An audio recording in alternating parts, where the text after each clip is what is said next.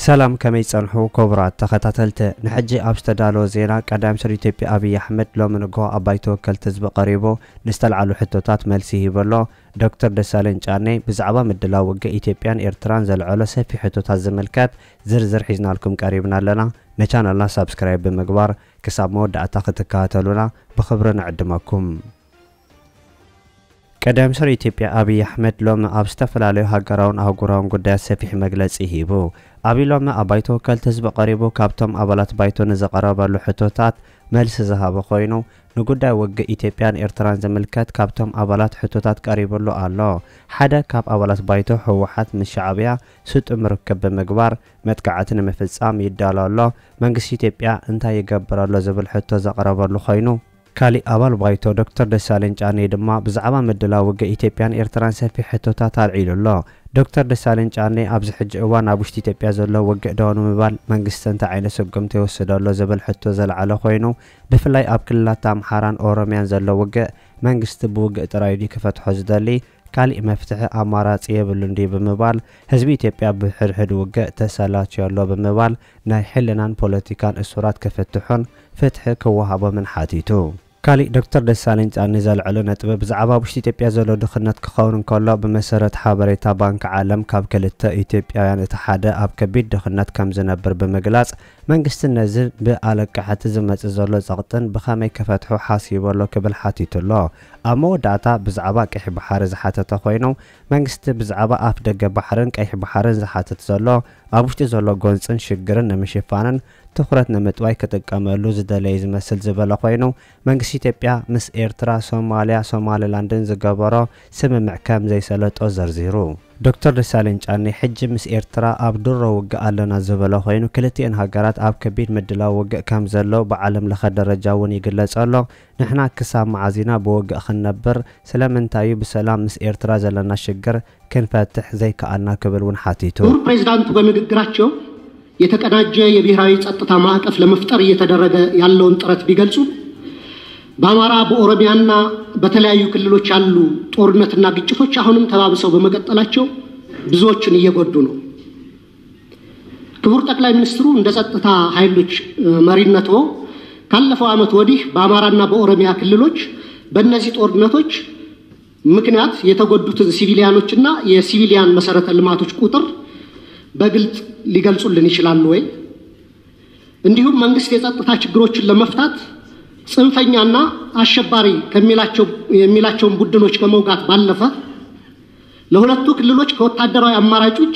የተለየ ፖለቲካዊ መፍትሄ ለመስጠት ለምን አይሰራም የኢትዮጵያ ሕዝብ የእርስ በርስ ጦርነት አንገፍግፎታል በአገር ውስጥ ተንቀሳቅሶ ሰርቶ መብላት ከብዶታል አገራችንም እንደ ኮሎምቢያ ከውስጥ ታጣቂዎች ጋር 50 ዓመታትን እየተዋጋች ልትቀጥል አትችልም ከዚሁ ጋር በተያያዘ በአገር አቀፍ ደረጃ በስፋት እየተዘገበ ያለው የፖለቲካና የህሊና እስረኞች ጉዳይ እልባት እንዲሰጠው እስረኞችም የተፋጠነ ፍትህ እንዲሰጣቸው በተደጋጋሚ ብንጠይቅም የፖለቲካ አቅጣጫ የተሰጠበት በሚመስል መልኩ በተደጋጋሚ የፍርድ ቤት ቀጠሮ ያለ ፍርድ እየተንገላቱ ነው ቤተሰቦቻቸውም ከፍተኛ ችግር ላይ ወድቀዋል የህግ የበላይነት በማስከበር ስም የሚፈጸሙ የዘፈቀደ የፖለቲካ እስሮች ለሚመጣው 7ኛው ዙር ሀገራዊ ምርጫ ፍትሃዊ ነፃና ታማኝነት ያለው እንዳይሆን ላለማድረጉ መንግስት ምን ዋስትና ይሰጣል ሁለት ስለ ኢኮኖሚ ሁኔታና የዶሮ ውድነት መንግስት የሀገር ውስጥ የምርት እድገትና የዋጋ ግሽበት ዝቅ ማለቱን ቢገልጽም የዜጎች ኑሮ ሁኔታ በከፍተኛ ደረጃ ከለት ወደ ለት እየተባባሰ ነው የዓለም ባንክ በቅርቡ ያወጣው መረጃ እንደሚጠቁመው የኢትዮጵያ የድህነት ምጣኔ በሁለት ዲጂት አድጎ ወደ 43% እንደሚያሻቅብ ገልጿል ይህ ማለት ከሁለት ኢትዮጵያውያን አንዱ በድህነት አረንቋ ውስጥ ይገኛሉ ማለት ነው ስለዚህ አንደኛ ኑሮ ውድነትና የድህነት ቅነሳን በተመለከተ መንግስት በሚያቀርባቸው ይፋዊ ስታቲስቲክስና በህዝብ የዕለት ከዕለት ኑሮ መካከል ያለውን ሰፊ ልዩነት እንዴት ሊያብራራልን ይችላል መሰረታዊ የምግብና የፍጆታ ዕቃዎች ዋጋ መጨመርን ለመከላከልና ተጨማሪ ቤተሰቦች ወደ ድህነት እንዳይገቡ ለመከላከል መንግስት ለመተግበር ያቀደው አስቸኳይ ዕቅድ ካለ ቢብራራልን ሁለተኛ ስለ ውጭ ዕዳና የማክሮ ኢኮኖሚ መረጋጋትን በተመለከተ ነው። ኢትዮጵያ ለፋይናንስና ለማክሮ ኢኮኖሚ መረጋጋቷ ከፍተኛ ስጋት የሆኑባት ከባድና ዘላቂነት የሌላቸው የውጭና የሀገር ውስጥ ዕዳ ፈተናዎች ተደቅነውባታል። ሀገሪቱ በአሁኑ ወቅት ከፍተኛ የዕዳ ጫና ወይም ዴት ዲስትረስ ውስጥ የምትገኝ ሲሆን በቡድን 20 የጋራ ማዕቀፍ ውስጥ ውስብስብ የሆነ የዕዳ ማስተካከያ ወይም ሪስትራክቸሪንግ ሂደት እያካሄደች ነው። ከዩሮቦንድ አበዳሪዎች ጋር ሲካሄድ የነበረው ተስፋ ሰጪ የዕዳ መልሶ ማዋቀር ንግግሮችም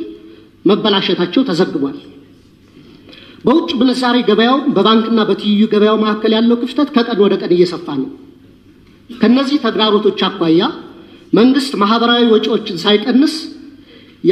ያሉብንን ከፍተኛ የውጭ ዕዳ ለመክፈልና የፋይናንስ ክፍተቱን ለመሸፈን እየሰራ ያለው ስራ ምንድነው? በመጨረሻ ከውጭ ግንኙነትና ከባህር በር ጉዳይ የሚያያዙ ነው። መንግስት የቀይ ባህርን ማስመለስ ጉዳይ እንደ ህልውና ጉዳይ በማቅረብ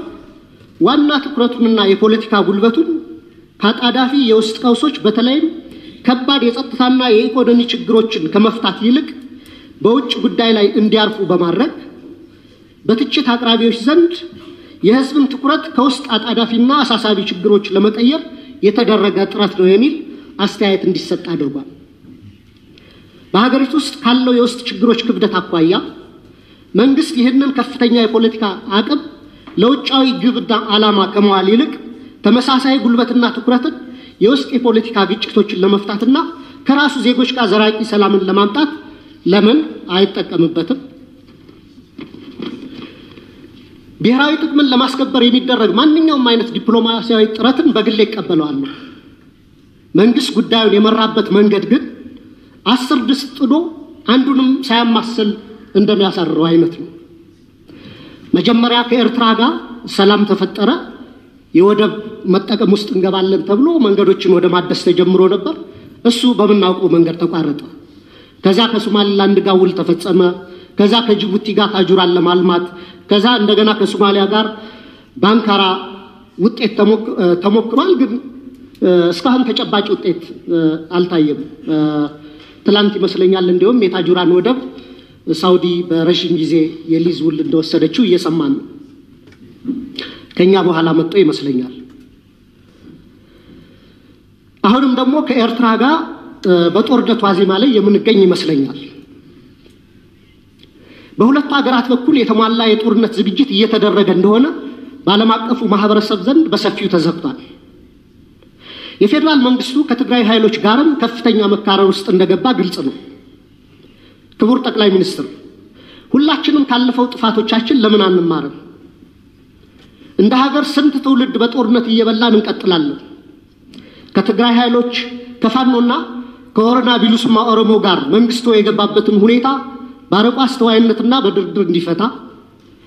የባህር በር ጉዳይንም ማስመልክቶ ከኤርትራ ጋር የገባንበትን ሰጣ ገባ በሰላማዊ ህጋዊና ሰጥቶ መቀበል መሰረት ባደረገ አካሄድ ብቻ እንዲፈታ ጠይቃለሁ። አመሰግናለሁ።